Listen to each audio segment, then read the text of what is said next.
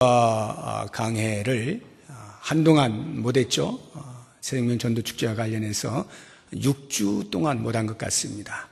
6주 전에 26번째 강해를 하고 이제 오늘 이어서 27번째 하게 되는데요.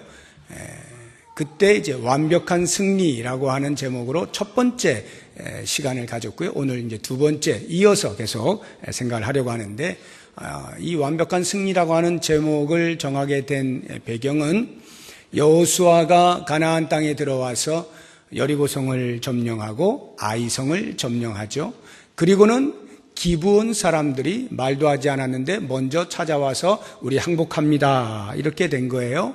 그리고는 이제 전체를 향하여서 정복을 하려던 그 즈음에 남부 쪽에, 팔레스타인 그 남부에 기거하고 있던 부족 국가들 5개 나라가 예루살렘 왕 아도니세덱을 중심으로 하여서 연합을 합니다. 남부 5개국 연합군이 결성이 되어져서 여호수아의 그 전쟁에 대처를 하게 되는데요.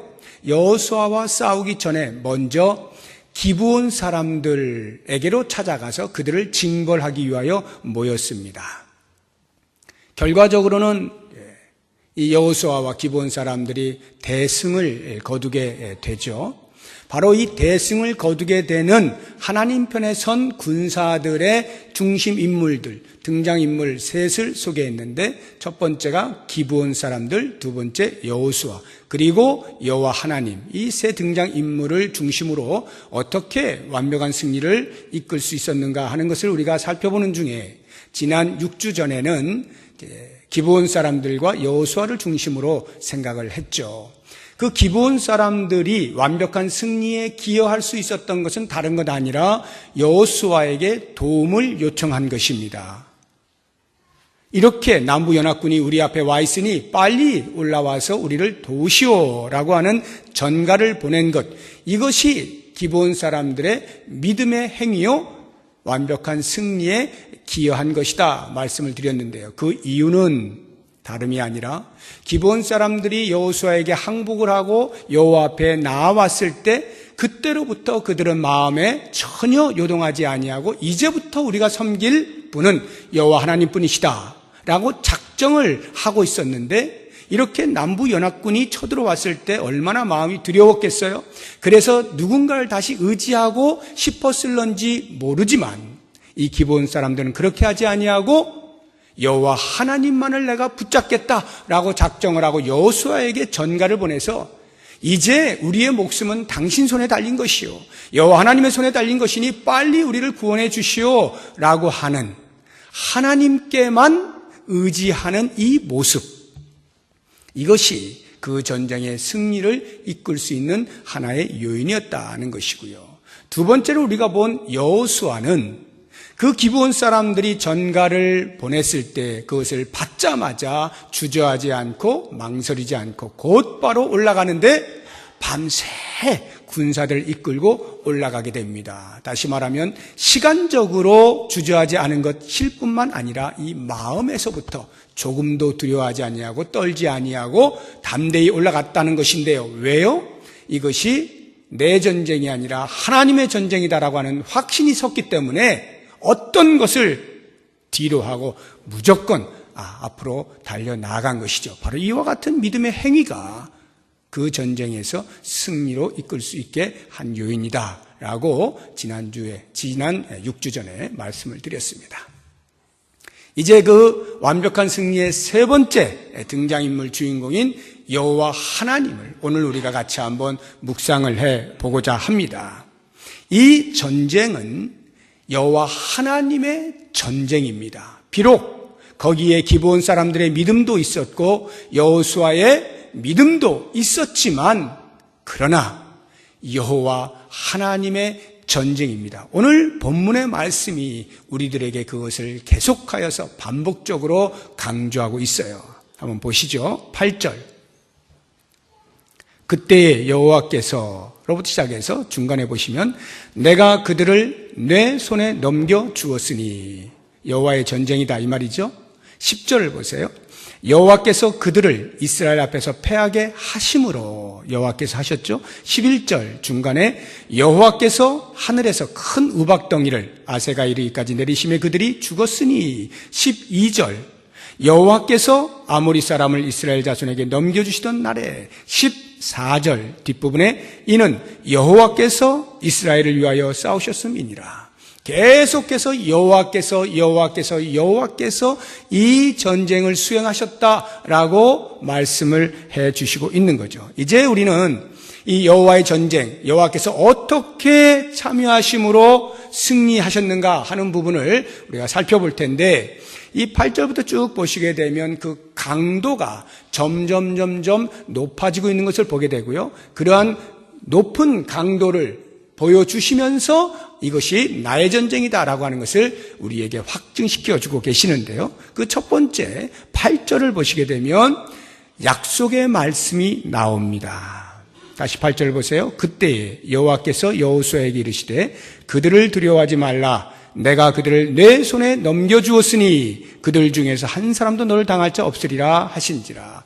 지금 이 약속의 말씀은 전쟁을 치르기 전입니다. 그런데 말씀하신 내용을 보면 내가 그들을 내 손에 넘겨주었으니 이미 과거에 일어난 일처럼 말씀을 하고 있는 것입니다. 이 말의 의미가 뭘까요? 하나님께서 약속하신 것은 반드시 지키신다라고 하는 것이죠. 이러한 약속의 말씀이 여호수아가 요단강을 건너기 전 가나안 땅을 점령해야 할 그때에 두려움으로 가득 차 있던 그때에도 역시 말씀해 주셨던 내용과 흡사합니다. 우리 같이 한번 보죠. 여호수아서 1장 2절과 3절 자막을 통해서 보도록 하겠습니다. 여호수아서 1장 2절 3절 자막을 보여주시면 좋겠네요. 같이 했습니다. 시작. 내 종 모세가 죽었으니 이제 너는 이 모든 백성과 더불어 일어나 이 요단을 건너 내가 그들 곧 이스라엘 자손에게 주는 그 땅으로 가라. 내가 모세에게 말한 바와 같이 너희 발바닥으로 밟는 것은 모두 내가 너희에게 주었노니. 아직 건너가지도 않았어요. 그런데 그 땅 발바닥으로 밟으면 다 주었다. 밟은 것 다 주었다. 과거로 표현하고 있는 것 똑같죠? 이것은 하나님의 약속은 반드시 성취된다라고 하는 말씀이죠. 우리 사람은요 이렇게 하질 못합니다. 물론 인격적인 사람일수록 약속을 중요하게 여기고 거의 어기질 않습니다. 그러나 약속을 자주 어기는 사람들은 아직 성숙하지 못한 사람인데요. 그럴지라도 인격을 잘 갖춘 성숙한 사람이라 할지라도 자기 본의 아니게 고의성이 없음에도 불구하고 어떤 환경에 의해서 어쩔 수 없이 약속을 이행하지 못하는 경우가 있습니다. 이것이 인간이 갖는 한계거든요. 그런데 우리 하나님께서는 이런 한계가 없으신 분이에요. 이미 약속을 하실 때는 성취를 내다보시고 약속을 하시고 그것을 반드시 이행하시는 전능하신 하나님, 신실하신 하나님이십니다. 이러한 하나님, 약속을 반드시 성취하신 그 하나님이라고 하는 인식을 우리가 제대로 할 수만 있다면 우리의 신앙생활에 큰 위로와 힘이 될 것임이 틀림이 없습니다. 우리가 신앙생활을 한다라고 할 때 제일 중요한 것이 우리의 구원의 문제죠. 우리가 구원받은 것에 확신이 있느냐라고 하는 이 문제와 구원받은 백성으로서 이 땅을 살아가는 삶의 문제, 이 두 가지가 큰 것일 텐데 이 부분에 대해서 하나님께서는 우리에게 분명히 말씀으로 약속을 해주시는 것이 성경 여러 곳에 나타나고 있어요. 먼저 구원과 관련되어진 약속의 말씀들을 우리가 같이 한번 빠른 속도로 한번 찾아보도록 하겠습니다. 요한복음 5장 24절 시작. 내가 진실로 너희에게 이르노니 내 말을 듣고 또 나 보내신 이를 믿는 자는 영생을 얻었고 심판에 이르지 아니하나니 사망에서 생명으로 옮겼느니라. 영생을 얻었고 이미 성취된 것처럼 약속의 말씀을 주시죠. 이사야서 43장 1절입니다. 자막을 빨리 좀 해주시면 좋겠어요. 네. 이사야 43장 1절 시작. 야곱아 너를 창조하신 여호와께서 지금 말씀하시느니라. 이스라엘아 너를 지으신 이가 말씀하시느니라. 너는 두려워하지 말라. 내가 너를 구속하였고 내가 너를 지명하여 불렀나니 너는 내 것이라. 내가 너를 구속하였고 내가 너를 지명하여 불렀나니 너는 내 것이다. 약속의 말씀 주시죠. 이사야서 49장 14절에서 16절 시작. 오직 시온이 이르기를 여호와께서 나를 버리시며 주께서 나를 잊으셨다 하였거니와 여인이 어찌 그 젖먹는 자식을 잊겠으며 자기 태에서 난 아들을 긍휼히 여기지 않겠느냐. 그들은 혹시 잊을지라도 나는 너를 잊지 아니할 것이라. 내가 너를 내 손바닥에 새겼고 너의 성벽이 항상 내 앞에 있나니. 내가 너를 내 손바닥에 새겼고. 돌에다가 새겨주시기만 해도 감사한데 손바닥에 새겨주심으로 어느 누구도 근접하지 못하고 지우지 못하게 하시겠다. 우리의 구원의 약속, 이 약속이 반드시 성취된다고 하는 말씀을 이렇게 표현하고 있는 거예요. 그래서 결론적으로 보면 요한일서 2장 25절 말씀 시작. 그가 우리에게 약속하신 것은 이것이니 곧 영원한 생명이라. 약속하신 것이 우리의 영원한 생명. 그러면 우리의 영원한 생명이 어떻게 된다는 거예요? 보장된다 이 말이에요. 하나님께서 약속하셨기 때문에 우리의 그 영원한 생명은 보장되는 것이다 라고 하는 것이죠. 얼마나 놀랍습니까? 우리의 구원은 이렇게 아무도 흔들 수 없는 견고한 바위 위에 세워져 있는 거예요. 하나님의 약속이기에 이루어지고야 말 우리의 구원, 이 확신을 가지고 이제 구원받은 자로서 이 땅을 살아가게 될 때에 많은 일들이 우리 주변에 일어나고 있습니다. 그 일들에 대해서 과연 하나님은 우리에게 어떠한 약속의 말씀을 주시는가 살펴보도록 하겠습니다. 마태복음 6장 33절입니다. 시작. 그런즉 너희는 먼저 그의 나라와 그의 의를 구하라. 그리하면 이 모든 것을 너희에게 더하시리라. 주의 편에 서 있으면 이 땅에 필요한 것들 너희에게 더하여 주겠다. 약속의 말씀이죠. 로마서 8장 28절입니다. 우리가 알거니와 하나님을 사랑하는 자 곧 그의 뜻대로 부르심을 입은 자들에게는 모든 것이 협력하여 선을 이루느니라. 모든 것이 합력한대요. 좋은 것이든 나쁜 것이든 잘 되는 것이든 어려운 일이 봉착하든 그 모든 것들이 지금 당장 보기에는 안 되는 것처럼 보여도 나중에 알고 보면 하나님의 선을 이루어 가고 있는 것을 보게 된다 이 말이에요. 이러한 약속의 말씀 우리에게 주시니까 우리가 혹 지금 환난 가운데 고통 가운데 고난 가운데 있다 할지라도 뚫고 나갈 수가 있는 거죠. 약속의 말씀이 있으니까요. 로마서 8장 32절입니다. 시작. 자기 아들을 아끼지 아니하시고 우리 모든 사람을 위하여 내주시니가 어찌 그 아들과 함께 모든 것을 우리에게 주시지 아니하겠느냐. 이미 그리스도를 우리에게 주신 그 하나님께서 그보다 더 아까워할 것이 무엇이 있겠는가? 주지 않으실 것이 무엇이 있겠느냐? 약속의 말씀입니다. 빌립보서 4장 6절 7절입니다. 아무것도 염려하지 말고 다만 모든 일에 기도와 간구로 너희 구할 것을 감사함으로 하나님께 아뢰라. 그리하면 모든 지각에 뛰어난 하나님의 평강이 그리스도 예수 안에서 너희 마음과 생각을 지키시리라. 약속의 말씀이에요. 이와 같은 약속의 말씀들, 내세에 우리를 구원하실 것과 주실 상급에 대한 약속의 말씀과 이 땅을 사는 동안에 구원받은 백성으로서 하나님의 도우심과 인도하심이 있을 것에 대한 이 약속의 말씀들, 이러한 말씀들을 우리가 붙잡고 우리 편에서 할 일이 무엇이 있겠어요? 그것은 하나님께서 그 약속을 이루어 가시는 과정에 우리가 기꺼움으로 동참하는 것과 그래서 하나님께서 그 약속을 이루실 때에 놀랍게 주여 노래하고 찬송하는 이것이 우리가 할 일 아니겠습니까? 하나님께서 약속을 하셨어요? 그러면 그 약속은 이미 우리에게 이루어진 것입니다.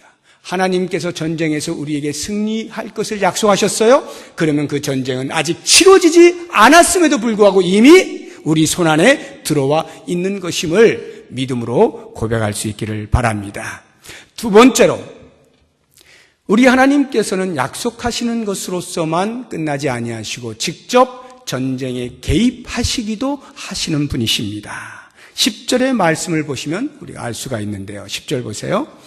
여호와께서 그들을 이스라엘 앞에서 패하게 하심으로 여호수아가 그들을 기브온에서 크게 살육하고 베토론에 올라가는 비탈에서 추격하여 아세가와 막게다까지 이르니라. 하나님께서 실제 전쟁에 개입하셨다는 말 아니겠습니까? 그래서 그 전쟁의 승리의 원인은 여호수아의 날선 칼이 아니고 여호수아의 용맹함도 아니고 여호수아의 뛰어난 용병술과 전술 때문이 아니라 우리 하나님께서 직접 일하심 때문이다 라고 하는 것을 10절에서 여호와께서 그들을 이스라엘 앞에서 패하게 하심으로 여호와께서 하셨다, 이렇게 기록을 하고 있는 것입니다. 마치 이스라엘 백성들이 애굽에서 나와서 광야의 생활을 할 때 르비딤이라고 하는 곳에 이르렀을 때 아말렉과 전쟁을 벌이지 않습니까? 그때 전쟁터에 나간 사람은 여호수아지만 산에서 기도한 사람은 모세였습니다. 모세가 팔이 아파 내리면 여호수아가 그 전쟁터에서 지고요, 손을 올리면 이기죠. 그러니까 아론과 훌이 양쪽에서 모세의 팔을 붙잡고 있어서 여호수아가 승리할 수 있었죠. 칼로 여호수아가 이긴 것이 아니라 모세가 기도함으로 그 기도를 들으신 하나님께서 이기게 하신 하나님의 전쟁, 마치 지금 이 모습과 흡사해 보이지 않습니까? 이렇게 전쟁에 개입하신 하나님께서 더 적극적으로 개입하시는데 11절 보세요.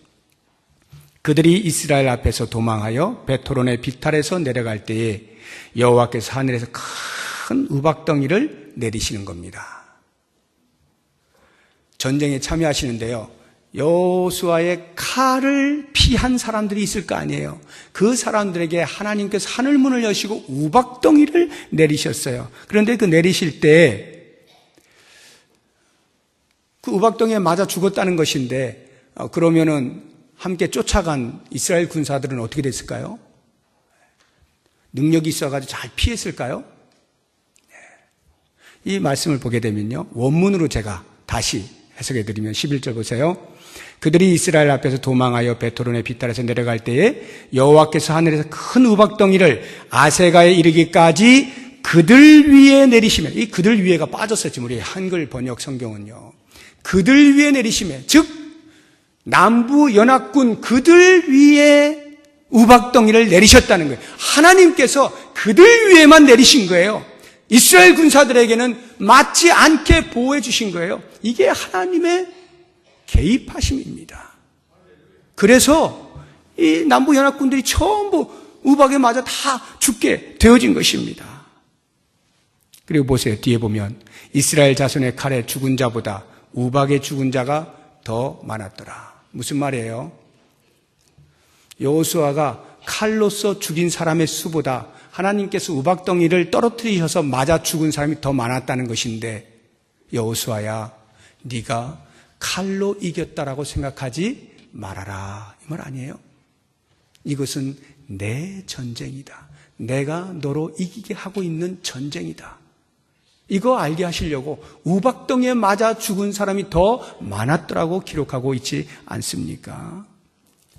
또 한 가지, 아세가라고 하는 이 곳을 우리가 볼 필요가 있는데, 왜 아세가에 이르기까지 내리셨다라고 표현을 했을까?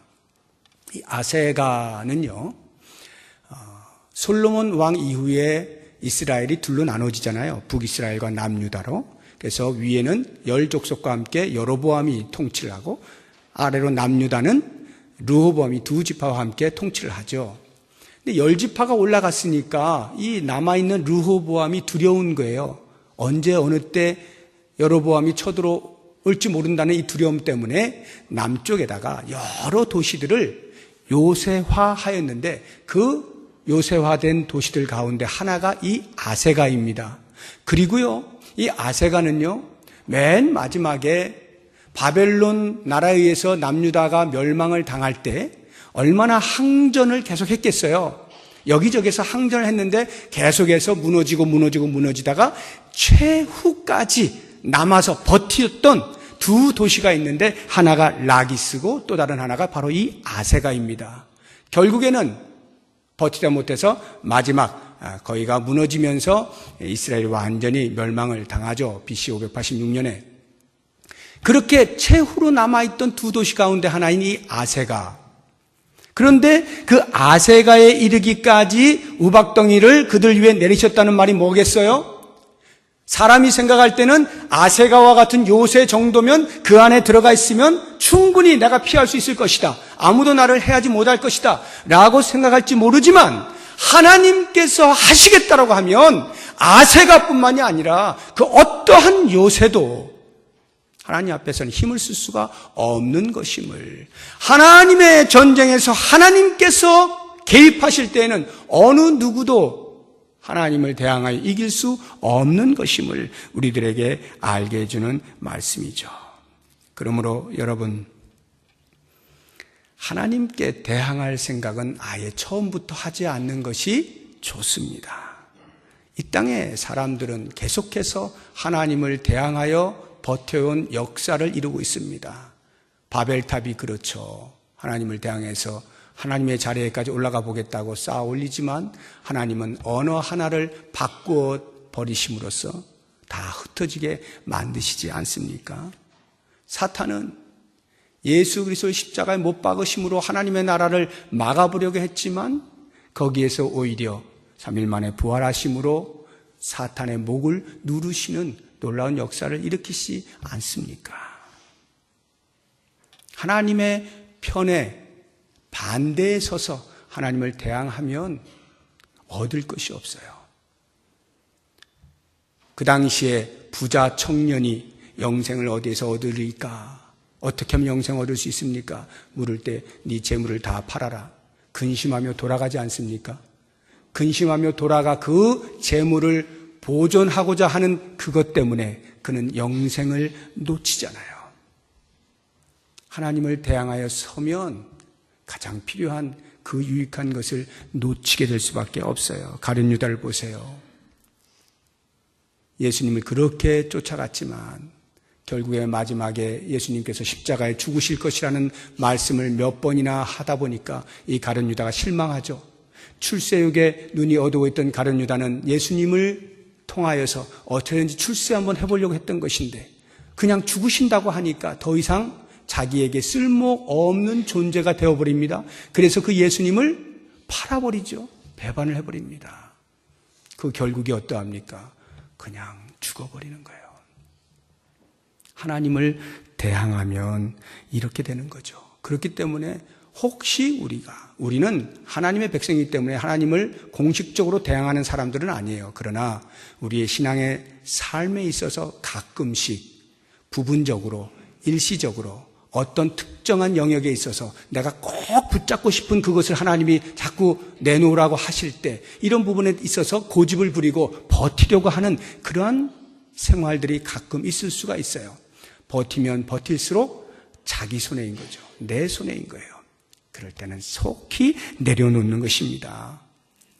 근데 여러분, 내가 버티고 있는데도 나에게 아무 일도 일어나지 않아요. 뭐 이렇게 우박덩이가 떨어지면 금방 내가 알겠는데, 아이고 하나님 나한테 벌 주시는구나 알겠는데 아무 일도 일어나지 않아요?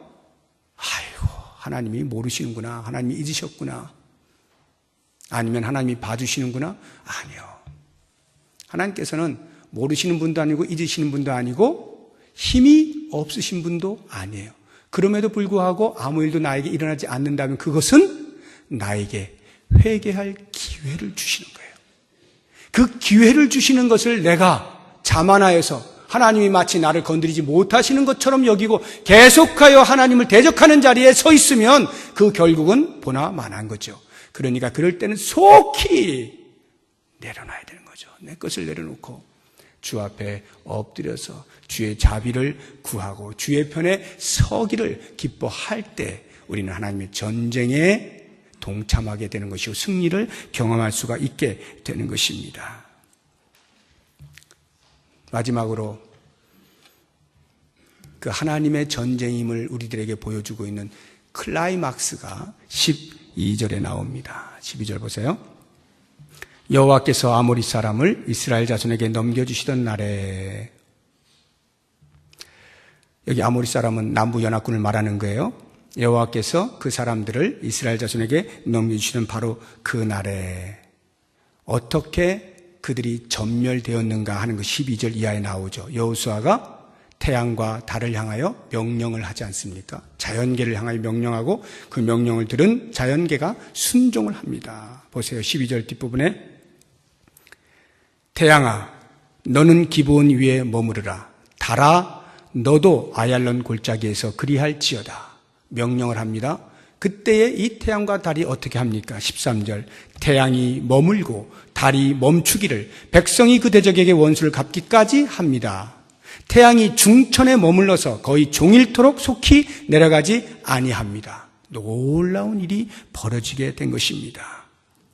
우리는 이 모습을 보게 될 때 대단한 여호수아를 기리게 됩니다. 야, 정말 대단하다. 오늘날엔 도저히 볼 수 없는 능력을 가진 여호수아를 눈여겨보게 될지 모르지만 바로 이 부분이야말로 여호와 하나님의 일하심을 똑똑히 보게 하는 구절이다 하는 거예요. 자, 다시 12절을 보세요. 여호와께서 아모리 사람을 이스라엘 자손에게 넘겨주시던 날에 여호수아가 뭘 합니까? 여호와께 아뢰다는 것이 기도한다는 거예요. 여호수아가 여호와께 기도하는 겁니다. 뭘 기도해요? 하나님, 지금 아직도 칼에 맞아 죽었고 우박에 맞아 죽었는데도 여전히 남아있는 사람이 이렇게 많네요. 이들 다 처치하려면 해가 좀 중천에 떠 있어야 되겠습니다. 해가 기울어져서 어두우면 우리가 그 일을 수행하지 못하니 주님, 해를 좀 하늘에 중천에 떠있게 해주십시오 라고 하나님께 기도하는 것이고, 그 기도를 들으신 하나님께서 태양과 달에게 명령하여 머물러라 할 때 그 자연계가 하나님의 명령에 순종한 것이죠. 이게 정확한 거예요. 우리 사람은 자연계에 명령할 그런 권세가 없어요. 그럴 만한 능력이 안 됩니다. 그러나 자연계를 만드신 여호와 하나님께 의탁해서, 부탁해서 좀 그렇게 해주시죠.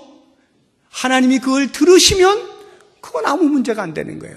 하나님이 명령하시기만 하면 자연계는 당연히 창조주에게 순종하게 되어 있는 것이죠. 여러분, 이 여호수아의 기도를 가만히 보세요. 왜 이런 기도를 했다고요? 그들을 일망타진할 수 있는 좋은 기회 아닙니까? 안 그래도 여호수아가 일일이 동네방네 찾아가면서 그 가나안 땅에 머물고 있는 족속들 다 전멸해야 됩니다. 이게 하나님의 명령이에요. 그런데 이게 웬 떡입니까? 그냥 5나라가 한꺼번에 모여서 한 자리에 지금 있잖아요. 그리고는 여호수아의 칼과 하늘의 우박을 통해서 많이 죽었잖아요.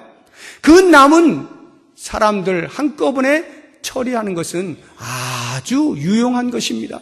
그런데 시간이 해가 저물면 그 일을 다 마칠 수가 없으니까, 그래서 그 일을 마치기 위하여 여호수아가 하나님께 기도하고 있는 이것을 우리가 볼 필요가 있다 이 말이에요.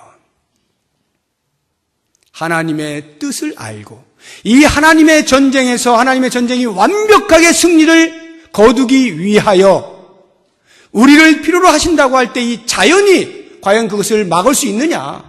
만약에 자연이 그것을 막는다면 하나님, 우리가 이 일을 하겠습니다. 좀 알아서 해주시죠. 라고 기도하고 있는 거예요. 다시 말하면 여호수아의 기도는 자기의 능력을 드러내기 위함도 아니요, 하늘의 태양과 달을 명령할 수 있는 능력자임을 자랑하기 위함도 아니고, 내가 얼마나 영험한 존재인가라고 하는 것을 이스라엘 백성들에게 알리기 위함도 아니요, 오직 하나님의 전쟁의 승리를 위하여, 하나님의 뜻이 이 땅에서 이루어지는 것을 위하여 그는 기도한 것뿐이에요.